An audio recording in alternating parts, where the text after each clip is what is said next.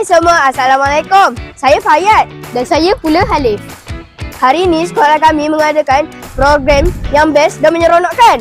Kami rasa seperti di dalam angkasa. Seronok sangat. Jom pergi tengok. Jom.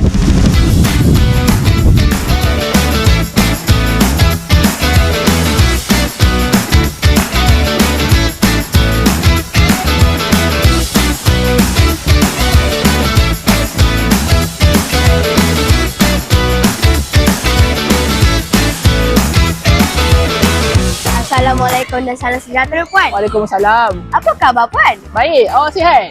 Sihat. Bagus. Puan boleh memperkenalkan diri? Boleh. So, nama saya Nurul Hazika binti Azali. Saya pengurus pemasaran untuk Beyond Innovation Global.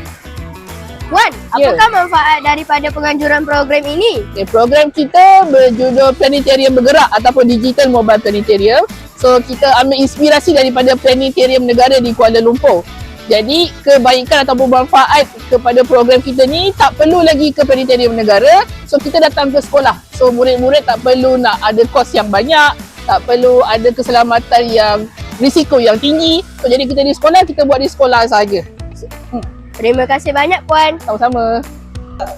Betul-betul anak-anak sakti. Betul. Pihak planetarium yang datang ke sekolah kita. Semoga program ini memberi manfaat kepada murid-murid sakti. Bye.